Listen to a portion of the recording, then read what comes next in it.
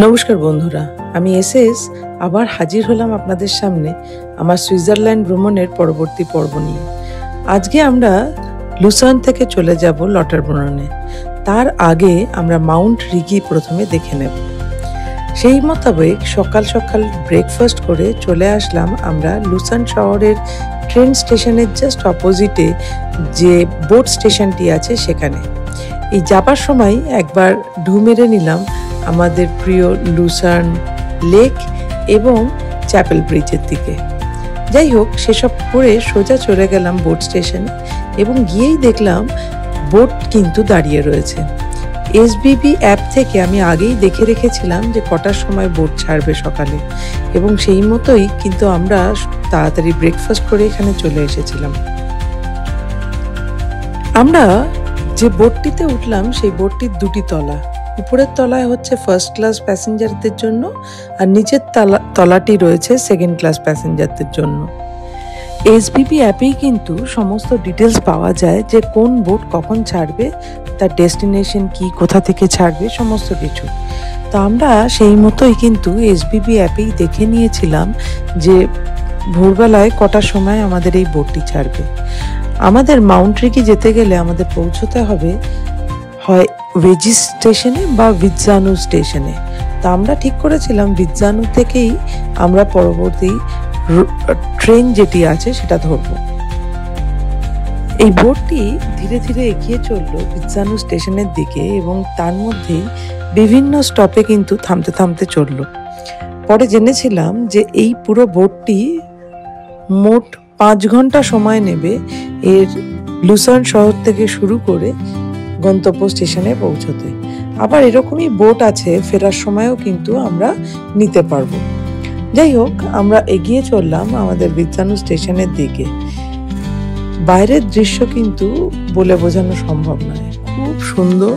চারপাশে যে সমস্ত শহরগুলো, ছোট ছোট শহরগুলো দেখা যাচ্ছে এই লুসার্নের পরে, সেগুলো কিন্তু দেখতে দেখতে আমরা এগিয়ে চললাম। শেষ পর্যন্ত আমরা পৌঁছালাম ভিৎজানুতে, এবং ভিৎজানু থেকে ট্রেনে করে উঠে আমরা এগিয়ে চললাম মাউন্ট রিগির দিকে।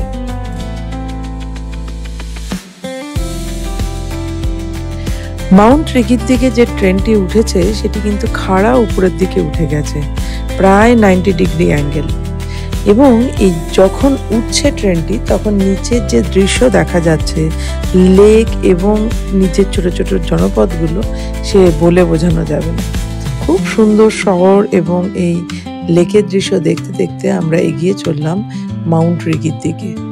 এখানেও কিন্তু ট্রেন বিভিন্ন স্টপে থামতে থামতে এগিয়ে চলল।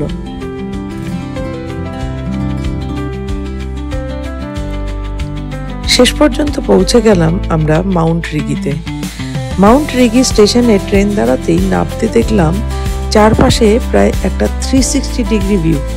উপর থেকে ওই লুসার্ন শহরের লেক এবং তার আশেপাশের যে লেকগুলি, সেগুলিও দেখা যাচ্ছে, লুসার্ন শহরটিকেও দেখা যাচ্ছে, আবার একদিকে আল্পস পর্বতমালা। ভীষণ সুন্দর। আমি আগের দিন গিয়েছিলাম মাউন্ট টিটলিসে, তার আগে গিয়েছিলাম মাউন্ট পিলাটাসে, কিন্তু বিনা পয়সায় সুইস ট্রাভেল পাসের সাথে যে ফ্রি আমাদের মাউন্ট রিগি পাওয়া যাচ্ছিল বা ছিল, সেটা যদি না আসতাম তাহলে কিন্তু খুব ভুল হয়ে যেত। অনেকে কিন্তু মাউন্ট রিগি যান না, কিন্তু আমি সাজেস্ট করব যারা সুইজারল্যান্ড যাচ্ছেন এবং লুসার্ন শহরে থাকবেন, তারা অবশ্যই মাউন্ট রিগি একবার ঘুরে আসবেন। এক ভিৎজানু বা ওয়েজিস থেকে আমরা ট্রেন পেতে পারি এই অবধি আসা।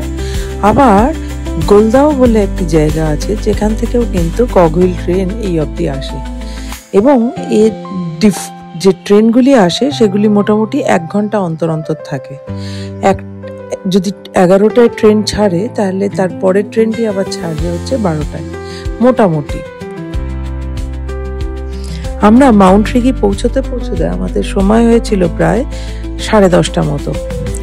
আমি যেহেতু উপরে উঠে একটু ছবি টবি তুলছিলাম, দেখলাম ঠিক 11টার সময় যে ট্রেনটি আমাদের নিয়ে এসেছিল সেই ট্রেনটি ছেড়ে চলে গেল, সাথে আরো 2টো ট্রেন ছেড়ে চলে গেল। পরে বুঝেছিলাম ওগুলো গোলদাও বলে জায়গাটির জন্য। যাই হোক, মা নিচেই বসেছিল, আমি একটু টপে উঠে ভালো করে দেখলাম, ছবি তুললাম বেশ কিছু, তারপরে আবার স্টেশনেই ফিরে আসলাম। এখানে দেখে নিলাম ঠিক 11:50 আবার একটি ট্রেন আছে গোলদাওয়ার জন্য, এবং 12টায় আছে কিন্তু ট্রেন আবার সেই রিজ্জানু যাবার জন্য। আমরা ঠিক করেছিলাম রিজ্জানু আর ফিরবো না, কারণ রিজ্জানু থেকে আবার লুসার্নের বোট পাবো প্রায় 1 ঘন্টা পরে। সেই কারণে আমরা সোজা চলে গেলাম গোলদাওয়ার ট্রেনে করে গোলদাও স্টেশনে, এবং ওখান থেকে ট্রেনে উঠে লুসার্ন শহরে। মোটামুটি গোলদাও অবধি সময় লাগলো 30 মিনিট, এবং গোলদাও থেকে আমাদের 20 মিনিটে পৌঁছে গেলাম লুসার্ন শহরে। ট্রেনে করে লুসার্ন পৌঁছতে পৌঁছতে প্রায় সময় হয়ে গেল 1টা। আমি আগেই এসবিবি অ্যাপে দেখে নিয়েছিলাম আমাদের লটারব্রুনেন যাবার ট্রেন হচ্ছে 2টো নাগাদ।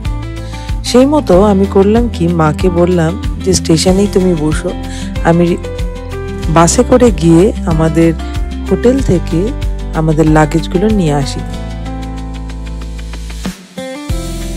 আসলে এই পুরো সুইজারল্যান্ডেই আমি দেখেছি হোটেলগুলোর চেক আউট টাইম থাকে সকাল 10টা।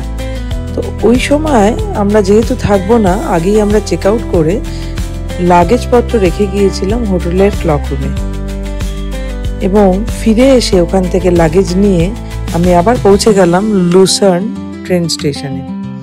ওখানে গিয়ে টুকটাক খাওয়া দাওয়া করে উঠে পড়লাম পরবর্তী ট্রেনে, যেটা আমাদের নিয়ে যাবে ইন্টারলাকেন শহরে।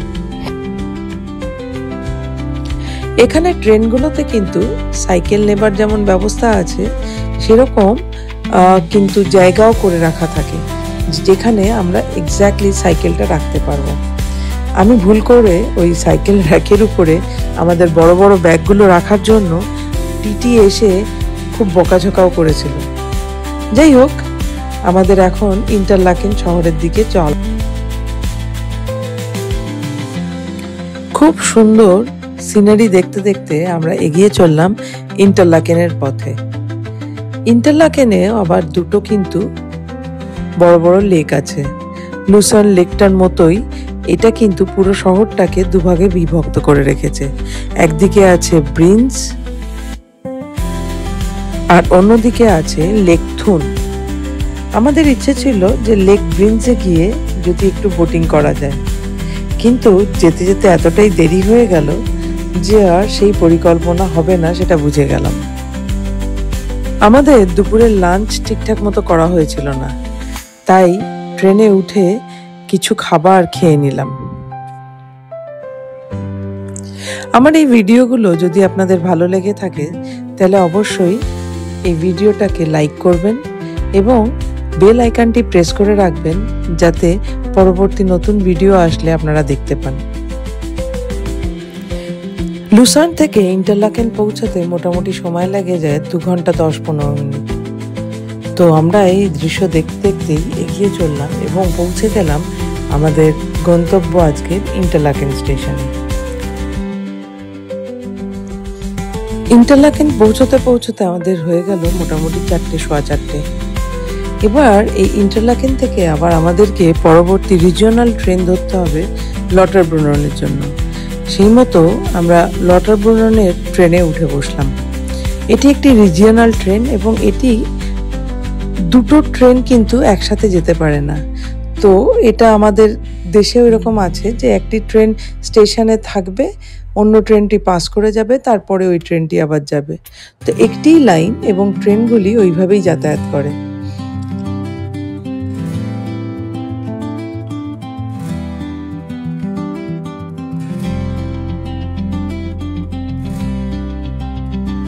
এবং আমি আগেও বলেছি যে ইন্টারলাকেন বা অন্য যে কোনো জায়গায় কানেক্টিং ট্রেন থাকে। তো সেই কারণে একটি ট্রেন এসে দাঁড়াবার সঙ্গে সঙ্গেই কিন্তু আবার পরবর্তী ট্রেনে ওঠার জন্য হুড়োহুড়ি লেগে যায়, কারণ আমাদেরকে আবার স্টেশন চেঞ্জ করে অন্য স্টেশনে যেতে হয়। মা যেহেতু খুব একটা হাঁটাচলা করতে পারেন না, সেই কারণে এই সময়টা কিন্তু আমাদের বেশ কষ্টের। অতগুলো লাগেজ নিয়ে মাকে নিয়ে ধীরে ধীরে এগিয়ে চলা বেশ কষ্টকর। যাই হোক, শেষ পর্যন্ত কিন্তু আমরা ইন্টারলাকেন শহর থেকে পৌঁছে গেলাম লটারব্রুনেন শহরে।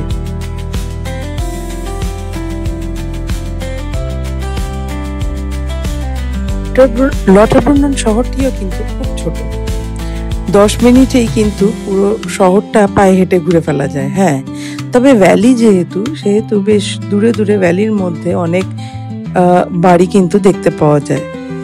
তো যাই হোক, আমরা যখন লটারব্রুনন শহরে পৌঁছালাম প্রায় কিন্তু 5টা মতো বেজে গিয়েছিল। তো মোটামুটি ইন্টারলাকেন থেকে আসতে সময় লাগে 30 মিনিট। ফাইনালি যখন আমরা হোটেলে পৌঁছালাম, আমাদের হোটেল ছিল হোটেল স্টব্যাক, যখন হোটেলে পৌঁছালাম তখন প্রায় 5:30, কিন্তু দিনের আলো কিন্তু ওখানে থাকবে, কারণ মোটামুটি 7:30 আগে, সন্ধ্যে 7টার আগে কিন্তু ওখানে অন্ধকার হয় না। যাই হোক, আজকে এই পর্যন্তই থাক, এর পরের দিন আসছি আমার পরবর্তী পর্ব নিয়ে।